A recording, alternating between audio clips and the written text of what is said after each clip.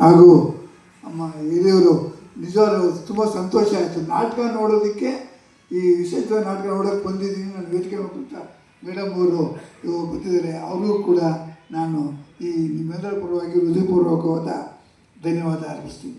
ಅದೇ ರೀತಿ ಈ ನಮ್ಮ ಧನಸ್ಸು ಸಾಂಸ್ಕೃತಿಕ ಕಲಾ ಸಂಘ ಇದು 8ನೇ ವರ್ಷ ಅಂತ ಗೊತ್ತಾಯಿತು. ಬಹಳ ಯಾರು ಮಾಡದಿದ್ರು ಕೂಡ ವರ್ಷಕ್ಕೊಂದ್ಸರಿ ನಾಟಕ ಮಾಡೇ ಮಾಡ್ತಾರೆ. ನನಗಂತೂ ಅವರು ಪ್ರತಿ ವರ್ಷ ಮಾಡಿದಾಗ ನಮ್ಮನ್ನು ಕರೀತಾ ಇರ್ತಾರೆ. ಎಲ್ಲ ಕಾರ್ಯಕ್ರಮದಲ್ಲೂ ನಾವು ಬಂದು ಅವ್ರ ಕಾರ್ಯಕ್ರಮದಲ್ಲಿ ನಾನು ಆಗಾರು ಹೇಳಿದೆ ಈ ಸತಿ ಬರೋಕ್ಕಾಗುತ್ತೋ ಇಲ್ಲ ಅಂತ. ಆದರೂ ಅವರು ಕಂಟಿನ್ಯೂಸ್ ಆಗಿ ಬರ್ತಾಯಿದ್ದೀನಿ, ನಾನು ಮಿಸ್ ಮಾಡಬಾರ್ದು ಅಂತ. ಇವತ್ತು ಎಷ್ಟೋ ಹಬ್ಬ ಬೇಕಾದಷ್ಟು ಪೂಜೆಗಳ ವ್ಯವಸ್ಥೆ ಇದ್ದರೂ ಕೂಡ ನಾನು ಅವರು ಮಿಸ್ ಮಾಡಬಾರ್ದು ಅಂತ ಈ ಕಾರ್ಯಕ್ರಮಕ್ಕೆ ಬಂದಿದ್ದೀನಿ. ಅದೇ ರೀತಿ ಧನಲಕ್ಷ್ಮಿಯವರು, ಮುನ್ರಾಜವರು ಈ ಥರ ಕಾರ್ಯಕ್ರಮನ ಮಾಡಿಕೊಂಡು ಇನ್ನೂ ಮುಂದೆ ಹೋಗ್ತಾ ಇರಲಿ. ಅವ್ರಿಗಿನ್ನ ದೇವರು ಒಳ್ಳೆಯ ಆಯುಸ್ಸು, ಆರೋಗ್ಯ, ಐಶ್ವರ್ಯ ರೀತಿ ಕೊಟ್ಟು ಈ ಥರ ನಾಟಕಗಳನ್ನ ಮಾಡೋ ರೀತಿ ಅವ್ರು ಕೊಡಲಿ ಅಂತ ಆ ದೇವ್ರನ್ನ ಕೇಳ್ಕೊಳ್ತೀನಿ. ಮತ್ತು ಇನ್ನೊಂದು ಹೇಳಬೇಕು ಅಂತಂದರೆ, ನಿಜವಾಗ್ಲೂ ವಿಷಜ್ವಾಲೆ ಅಂದ ತಕ್ಷಣ ನಿಮಗೆ ಇಲ್ಲಿ ಎಷ್ಟು ಜನ ಗೊತ್ತಿಲ್ಲ.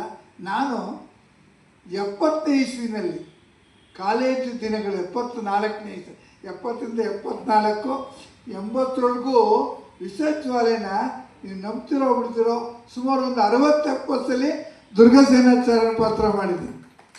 60-70 ಸಲ ಅವಾಗಲಿಂದಲೂ 70ರಿಂದಲೂ ಮಾಡ್ಕೊಂಬಂದಿದ್ದೀನಿ. ಅಂದರೆ ಆ ನಾಟಕದ ಒಂದು ಗತ್ತು ಆ ಥರ ಇದೆ. ಆ ವಿಷಜ್ವಾಲೆ ನಾಟಕನೇ ಎಷ್ಟೋ ಜನಕ್ಕೆ ಗೊತ್ತಿಲ್ಲ.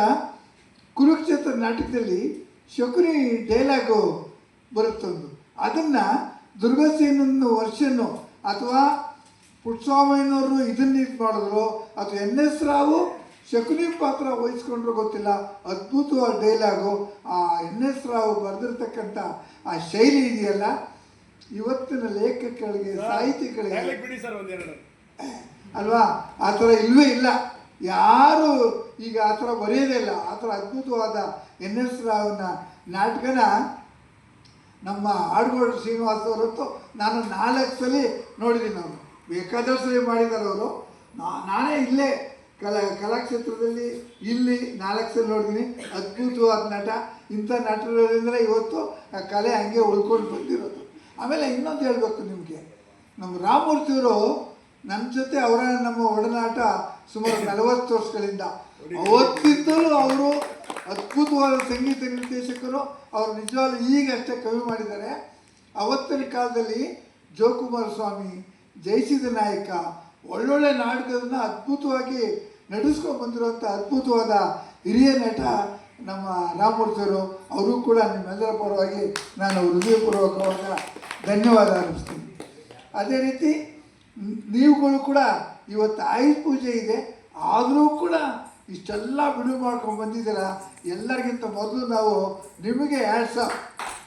ಯಾಕೆಂದರೆ ಬಂದಿರೋ ಜನ ಎಷ್ಟು ಅಂತ ಅಲ್ಲ ಇಂಪಾರ್ಟೆಂಟ್, ಬಂದಿರೋರು ಎಷ್ಟು ಜನ ಬಂದಿದ್ದೀರಾ, ಆ ಎಷ್ಟು ಆಸೆ